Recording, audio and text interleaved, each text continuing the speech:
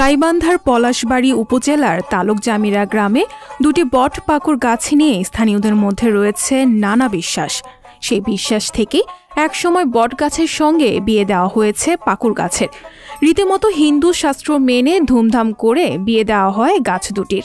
আমি তখন ছোট ছিলাম, তখন বেশি আমাদের বুদ্ধি ছিল না। তখন আমার বাবাই এখানে বট পাকুড়ের বিবাহ করেন, মানে মানুষের যে রকম বিবাহ দেয় ওই রকম বট পাকুড়েরও বিবাহ করছে। সেখান থেকে পাকুড় গাছটা নষ্ট হয়ে যায়, এখন বট গাছটা আছে।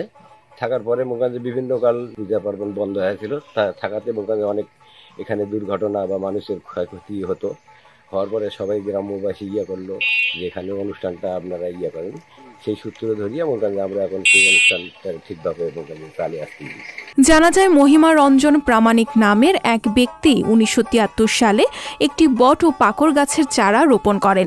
3 বছর পর 1976 সালে ধুমধাম করে ঢাকঢোল বাজিয়ে বট গাছ ও পাকড় গাছের বিয়ে দেন।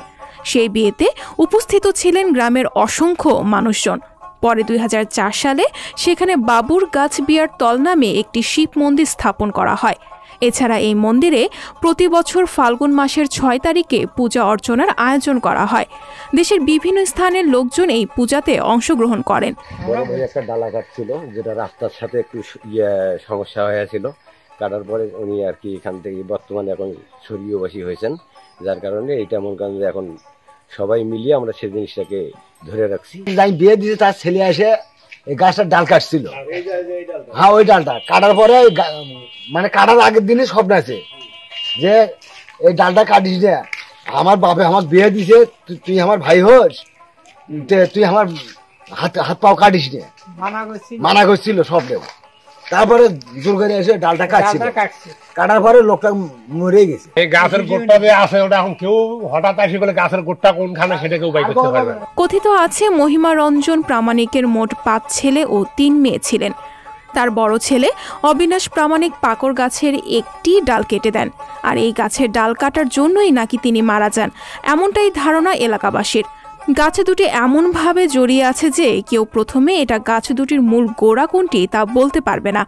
আর গাছ দুটিকে ঘিরে প্রচলিত লোকগাথার সত্যতা অবশ্য কেউ যাচাই করতে পারেনি। সঞ্জিতা শম্পা, সংবাদ প্রকাশ।